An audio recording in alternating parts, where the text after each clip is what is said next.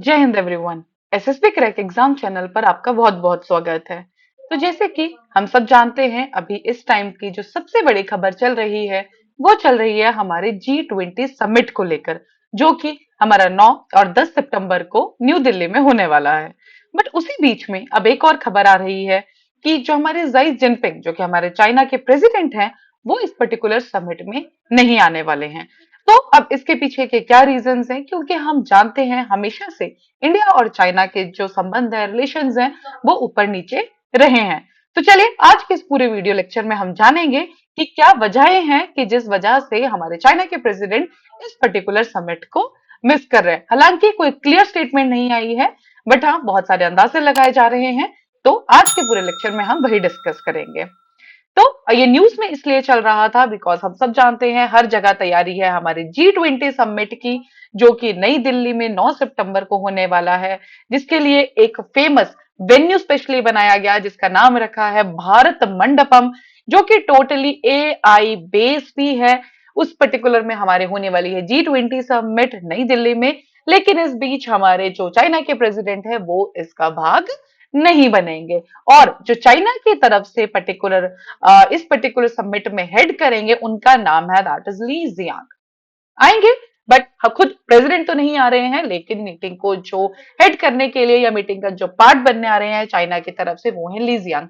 हालांकि चाइना का कहना यह भी है कि कुछ रीजंस की वजह से प्रेसिडेंट नहीं आएंगे, लेकिन हमारा जो मेन फोकस रहेगा वो रहेगा इस मीटिंग में। उनका ये कहना है कि हम इंडिया को सपोर्ट भी करते हैं, जो भी वहां पर मीटिंग होगी, जो भी हमारे आने वाले आउटकम्स निकलेंगे, हमारा मेन फोकस है इस मीटिंग से हम डेवलपमेंट की तरफ जाए और यहाँ की सक्सेस मिले हम इस मीटिंग से। बट बात तो यही है कि आज हम जानेंगे कि खुद प्रेसिडेंट, हालांकि वो ब्रिक्स का पार्ट बने, लेकिन वो यहाँ हमारे इंडिया में नहीं आए। इवन ब्रिक्स में नरेंद्र मोदी जी और जाई जिनपिंग की अपनी एक अलग मीटिंग भी हुई थी, बट उसके बाद भी वो चाइना के जो प्रेसिडेंट है वो यहाँ नहीं आ रहे हैं।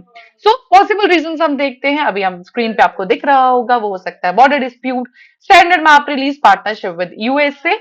तो हम जानेंगे इनको डिटेल में। तो सबसे पहला जो हम लेके चल रहे हैं कि जो इसका हो सकता है, हमें पता है इंडिया और चाइना का जो बॉर्डर डिस्प्यूट है वो हमारा खत्म नहीं हुआ। स्पेशली जो LAC है, लाइन ऑफ एक्चुअल कंट्रोल है, उसके ऊपर कभी भी हमारी सहमति नहीं बनी। इवन हालांकि जो अभी ब्रिक्स में जाके जो मोदी जी और चाइना के प्रेसिडेंट के बीच में बात थी, उसमें भी जो मेन कंसर्न था दैट वाज दिस LAC ही इसकी सबसे बड़ी बात थी। इवन हम सबको याद होगा कि 3 साल पहले हमारे बीच क्लैश हुआ था। उस पर्टिकुलर क्लैश में जो गलवान वैली का जो क्लैश हुआ था, उसमें हमारे इंडिया के 20 सोल्जर्स मारे गए थे, चाइना के भी सोल्जर्स मारे गए थे। इवन उसके बाद जो मिलिट्री का वहां पे प्रेजेंस था वो बहुत ज्यादा बढ़ गया, टैंक्स, फाइटर जेट सब कुछ पहुंच गया था। तो वो आपको पता है, हालांकि अभी 3 साल की ही बात है, तो वो भी एक हमारा बॉर्डर डिस्प्यूट ही था। दूसरा, अभी जब ब्रिक्स समिट खत्म हुई उसके बाद एक चाइना हर साल एक स्टैंडर्ड मैप रिलीज करता है, लेकिन इस बार भी चाइना ने एक स्टैंडर्ड मैप रिलीज किया और उसमें जो पॉइंट आया जिससे इंडिया ने उस पर प्रोटेस्ट किया, that was the Arunachal Pradesh और अक्साई चीन का एरिया। बिकॉज चाइना ने, अगर आप नीचे मैप में देखिएंगे, तो दिस इज हमारा अक्साई चीन का एरिया एंड दिस इज हमारा कौन सा, अरुणाचल प्रदेश का डिस्प्यूटेड एरिया। तो इस स्टैंडर्ड मैप का रिलीज भी हो सकता है एक रीजन, क्योंकि ये ब्रिक्स समिट में जहां पे वहां पर बात हुई थी मोदी जी और प्रेसिडेंट के बीच में, ठीक है, उसके बाद भी ये मैप का रिलीज आना, और वो भी LAC वाली लाइन के ऊपर और डिस्प्यूटेड एरियाज के ऊपर ही, तो ये भी एक अपने आप में बात थी।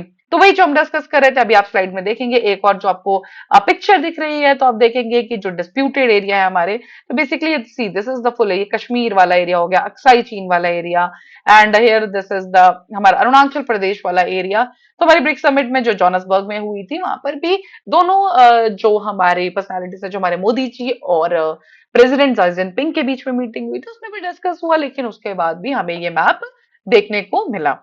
देन उसके बाद हम जानते हैं कि इंडिया और यूएसए, जो कि एक लीडिंग पावर है, डेवलप्ड पावर है, उसके रिलेशंस आपस में बहुत अच्छे हैं। देन तो उसके बाद क्या है कि जो ये पार्टनरशिप है इंडिया और यूएसए को, ये भी चाइना को कभी पसंद नहीं आई। उनको हमेशा से ये उनके लिए एक प्रॉब्लम रही है। तो हो सकता है कि जो ये स्ट्रेटेजिक पार्टनरशिप है यूएस की, हमारे इंडिया के साथ ये भी एक की रीजन हो। ठीक है, बिकॉज रशिया से तो पुतिन जी वैसे ही नहीं आ रहे थे, he is not also attending. China से भी अब हमें सुनने में मिला कि जाई जिनपिंग जी भी इसका पार्ट नहीं बनेंगे। इवन हाल ही में जो इंडिया ने सरपास किया है चाइना को मोस्ट पॉपुलस नेशन में, इवन हमारे स्पेस प्रोग्राम्स में जो हमें अभी सक्सेस मिल रही है, चाहे वो चंद्रयान 3 हो, आदित्य एल 1 हो, तो वो एक एज अ कॉम्पिटिटर भी स्टार्टिंग से ही देखते थे, बट हाँ वो कंपटीशन अब और ज्यादा बढ़ चुका है। तो हो सकता है कि यूएस के साथ जो हमारी दोस्ती है, या जो अभी स्पेस प्रोग्राम्स में हमें अचीवमेंट्स मिल रही हैं, इन पर्टिकुलर चीज से भी चाइना थोड़ा इस समिट से अलग रहना चाहता हो। कुछ बाकी कंट्रीज के भी व्यूज आए हैं। ये तो हम बात कर रहे हैं केस में कि ये पर्टिकुलर रीजन इनका जो अंदाजा लगाया जा रहा है, बिकॉज कहीं से भी एक ऑफिशियल न्यूज हमें नहीं मिली है ना चाइना की तरफ से कि क्यों वो नहीं आ रहा है। बस उन्होंने ये कहा कि ये विल नॉट अटेंड, और उनकी जगह जो आएंगे that is the Li Jiang, जो पर्टिकुलर हमारी इस मीटिंग को हेड करेंगे, समिट का पार्ट बनेंगे। तो इसमें से एक जो भी बीच में हम कुछ कंट्रीज के और भी व्यूज देखते हैं, एक व्यू आया है कि ब्रिक्स समिट में जाई जिनपिंग ने कहा था कि east is rising and the west is falling, इसलिए ब्रिक्स समिट का वो पार्ट बने कि ईस्ट वाला जो पोर्शन है हमारा, जो ईस्टर्न वर्ल्ड है, वो ईस्टर्न कंट्रीज हैं वो राइजिंग में है, और वेस्ट जो है वो फॉल कर रहा है। तो उस पर्टिकुलर के लिए हो सकता है कि उस रीजन के लिए, बिकॉज ये वहां पर भी उन्होंने कहा, तो वो ब्रिक्स का पार्ट बन गए, लेकिन G20 समिट का पार्ट वो नहीं बनना चाहते हैं। एक और जो हमारे सिंगापुर का भी एक इसमें जो एक एसोसिएट प्रोफेसर है एक यूनिवर्सिटी के, उनका कहना ये है कि जो जाई जिनपिंग है वो डोमेस्टिक जो अपने इश्यूज हैं, जो डोमेस्टिक कंसर्न्स है अपने नेशन के, वो नेशनल सिक्योरिटी को प्रायोरिटी में रखना चाहते हैं। प्लस हो सकता है कि जिन जो वर्ल्ड लीडर्स है जिनको उनसे मिलना हो वो बाद में वहां आके मिल ले उनसे। तो देखिए हर कोई अपना अपना अंदाजा लगा रहा है कि क्या हो सकता है। बट इसमें इंडिया का जो व्यू है, हमारे सुब्रमण्यम जयशंकर जी ने, जो हमारे एक्सटर्नल अफेयर्स मिनिस्टर्स हैं, उनका कहना बहुत सिंपल है। उन्होंने ये कहा है कि ऐसा कोई पहली बार नहीं हुआ है कि कोई भी कंट्री के ऐसे डेलीगेट्स ऐसी मीटिंग को मिस नहीं किया है, चाहे वो G20 का केस भी हो सकता है ना। लेकिन कोई अगर उनकी तरफ से आ रहा है, कोई चाइना को अगर रिप्रेजेंट कर रहा है, तो वो काफी है। बिकॉज प्राइम मिनिस्टर्स या प्रेसिडेंट्स ऐसे पहले भी बहुत बार हुआ है कि समिट के पार्ट नहीं बने हैं, तो इतना कोई बहुत बड़ी बात नहीं है। So it is a very normal thing. जरूरी ये है कि चाइना से कोई रिप्रेजेंट करने के लिए आ रहा है, सो उन्होंने बहुत एक नॉर्मल स्टेटमेंट दिया है कि इट्स ओके, कि बिकॉज पहले भी ऐसा हुआ, तो it is not very very much unusual activity ये नहीं है। तो अब देखते हैं कि इंडिया और चाइना के रिलेशनशिप में बेसिकली ये कैसे इफेक्ट होगा।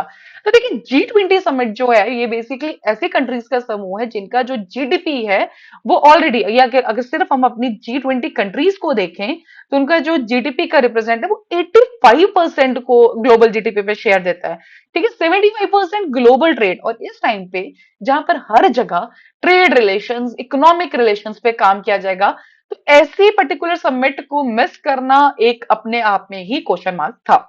देन आप नीचे देखेंगे, अगर आप नीचे भी देख रहे हैं, तो 84% वर्ल्ड इकोनॉमी, ठीक है, 79%। तो अगर आप ऐसे कुछ भी बायलैटरल मीटिंग्स होती है तो ऑफकोर्स उसमें डायलॉग्स होते हैं, उसमें बातें की जाती हैं, ट्रेड रिलेशंस के ऊपर बात की जाती है, फर्दर दो कंट्रीज के जो आपस के रिलेशंस होंगे उनको डेवलप किया करने के ऊपर बात हो सकती है।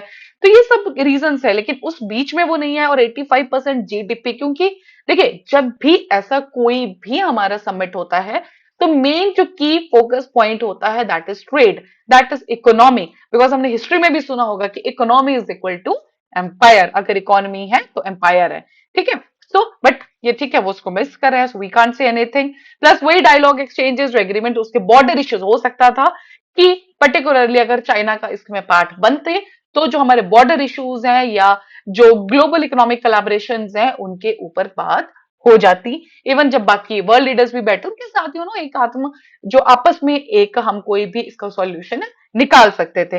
बट ये सभी पॉइंट ये है कि ऐसा कुछ भी नहीं होगा, because China is missing this particular summit. एक और चीज इसमें क्या है कि इंडिया और चाइना के रिलेशंस के लिए जो एक थोड़ा सा खतरा वो एक और भी है, दैट है कि चाइना और पाकिस्तान की दोस्ती, जैसे इंडिया और यूएसए की दोस्ती चाइना के लिए हमेशा खटकी है। तो इंडिया और सॉरी चाइना और पाकिस्तान, आप जानते हैं कि ये उनको सपोर्ट भी करते हैं, चाइना वाले पाकिस्तान को। जो मेरा कश्मीर का इशू हुआ उसमें भी इन्होंने उसको पर्टिकुलरली सपोर्ट किया, तो इससे इंडिया पहले ही नाराज था। और इस बीच में जो ये समिट भी इन्होंने मिस किया, हो सकता है कि इससे जो दोनों देशों के बीच में रिलेशंस हैं उनकी जो कॉम्प्लेक्सिटीज हैं वो और ज्यादा बढ़ जाए। बिकॉज हम कुछ नहीं कह सकते, क्योंकि देखिए इंडिया और चाइना के रिलेशंस हमेशा ही तो खराब रहे हैं।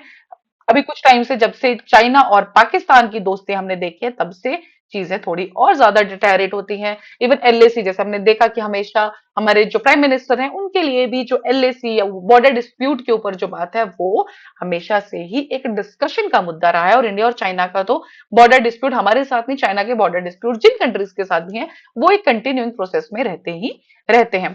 तो अगर हम कंक्लूजन देखें, अगर हम देखें सारी कंट्रीज जो इसका पार्ट बनेंगी, तो उसमें से अगर कोई एक हैवी हैंड पे आएगा, या देखे तो जो बाइडेन जी जो यूएसए के प्रेसिडेंट है उनके लिए एक फायदेमंद हो सकता है। बिकॉज देखिए रशिया से पुतिन जी भी नहीं आ रहे हैं, चाइना से जाई जिनपिंग जी नहीं आ रहे हैं, तो ये चार ही हैं जो हम लीडिंग पावर्स में जिनको हम मानते हैं।